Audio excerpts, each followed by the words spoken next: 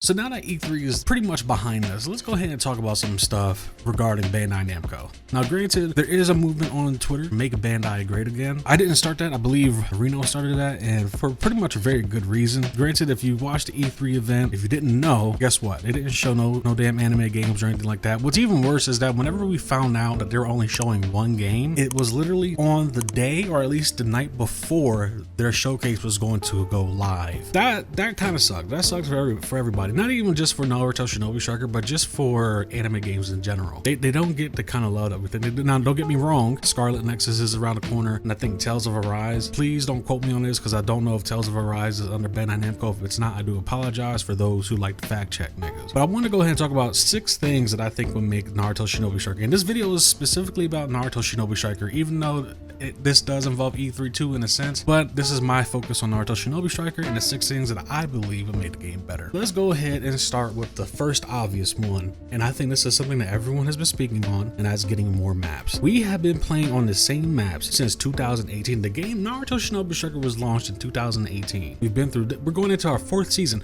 which, by the way, as far as a game goes, or as a game is concerned that goes through this process of having seasons because it's a purely like multiplayer based title, do we not know what season Warzone is already on? Warzone, I think, is already on 6. Now don't get me wrong, if you want people to play your game and you want people to have a positive reaction to the decisions that you make for your company, whether it be a dev, studio, whichever, publisher, whatever, right? I'm not saying you have to take everything that's being thrown at you and make it possible. What we are saying though, take certain things into consideration and seeing if they're possible being implemented to the game. I understand that with Shinobi Striker, and because of how it's built, it may be difficult to build maps surrounding it because of the gameplay and the play style of it. But that's neither here or there. If anything else is possible, then at least attempt it. Have some form of community outreach. I've never spoken to anyone that's from Bandai's community team or anything like that, nor have I seen them, but I at least know that those positions do exist. So it'll be nice to see people like that interact with those in the community, especially content creators who make content on the game still. But I do believe more maps will help the game out a lot. It helped a lot of old players come back. It helped the players who are consistently on the game as much as they are. It helps content creators. It helps the flow of content too. If you don't know, like the last video that I made was essentially me stating that a lot of the Shinobi Striker content seems like it's rinse and repeat. However, that's just not on the creator though. That's also on the game. The game hasn't been updated in a major way since its release. We've had character releases, and with those character releases come jutsu, but those things don't make the game. If you look at Call of Duty, historically anyway, we look at Call of Duty, we look at Battlefield, we look at Halo, we look at Apex, we look at Fortnite. Granted, these games are in the shooter category, but they all have the same principle. They're all based on multiplayer. Now granted, Call of Duty and Battlefield have a storyline, based for it, but in most cases, whenever it comes to the new content for those games, it's always multiplayer oriented. I believe adding new maps and following that same formula would help a game like Shinobi Striker. It makes no sense to me that we're in season 4 and we have no new maps, and your first character that you want to introduce to us is Sakura, which I already have expressed my opinion on that on my short video prior to this. If you want to watch that, the link will be in the description. The second thing is crossplay. It boggles.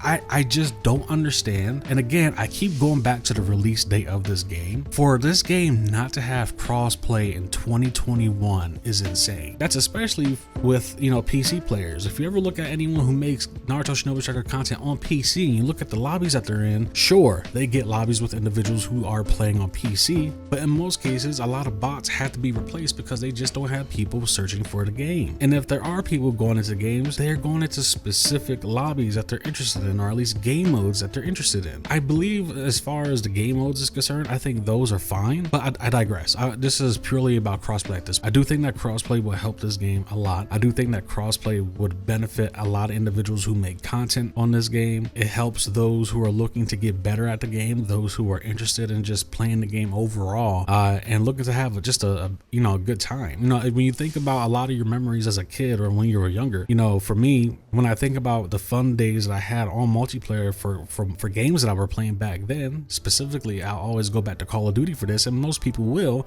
is because of the online community that it created around the consoles that you were on. It manifested a culture that exists today. Now granted, it's morphed into something that's much larger than what it was back then, but who's to say that the community of Shinobi Striker can't do the same thing? The third thing will be a clan system. Now granted, I know that there are people right now who have made quote-unquote clans and they do battles and whatnot. I do see videos of it from time to time. I do see them on the Reddit, I do see them in the Facebook groups, and I do see content creators who are essentially a part of some team some way or another as well. But when I say clan system, so there was a game that I played a long time ago on the PlayStation 3 called Killzone 2. It was a first-person shooter who had a leaderboard system that allowed you to create a clan on the actual game, and it had its own leaderboard. Now, what determined the placement of those clans on that leaderboard were valor. So we had these tokens or these points called valor that you could play each clan for. So let's say if you wanted to fight another clan, right? And you have, let's say each clan has 1,000 valor. You can actually put up between 100 to 500 valor. Essentially, you could place the amount of valor that you want to gamble with against the opposing team, and they would be able to do the same. And whoever wins that match would get the combined prize of valor. The more points that you had, the more valor that you had, the higher you were on the leaderboard itself. You know, if you had a certain clan tag and you was rolling in a public lobby and you see someone else and they all on the mic, they going at it. It created a culture around the game. It created a nice competitive culture around the game. It created a multiplayer that was able to sustain itself with the players' involvement without needing the additional support of putting out so much DLC. The fourth thing that I want to talk on, and this fourth topic is a little different just because I know that there's people that do it, but they do it for different reasons, and that's dealing with mod abuse. Now granted, when we talk about mods in Shinobi Striker just should not be there in general.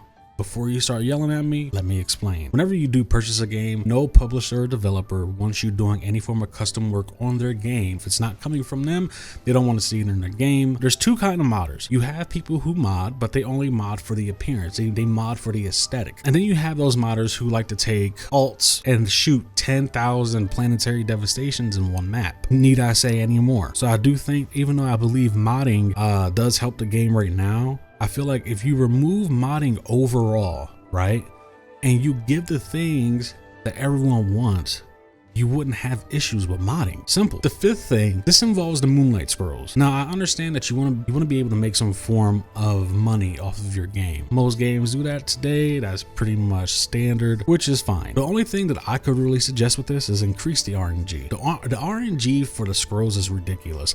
I can't express to you the amount of scrolls that I've seen people buy and them not to get at least one item that they're rolling for. So where it is a good tactic to spend money, sometimes that spending habit can become unhealthy. Now granted, it's not your job to oversee everyone's pockets. It's not your job to oversee if people are spending their money responsibly.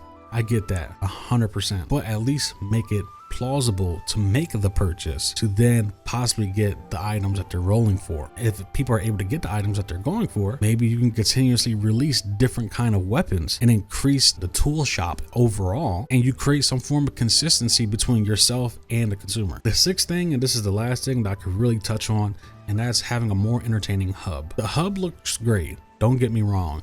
I love all the little details that they put there. I love the themes that they go through whenever it comes to a specific holiday or a certain event. Those things are great. I do think that having a more interactive hub will make things a little bit better when it comes to just the online interaction and atmosphere of the game itself. It could be like little mini games or something like that you could place around. The hub is literally like 10, maybe 9% of the Leaf Village. Maybe expand the hub. Again, these are things that I think personally will make the game better. If you have certain things that you believe will make the game better, leave them down in the comment section. Talk about them. Nothing wrong with that. Share the video with other individuals who might feel the same way. Yeah, I mean, that's pretty much it, and take it easy.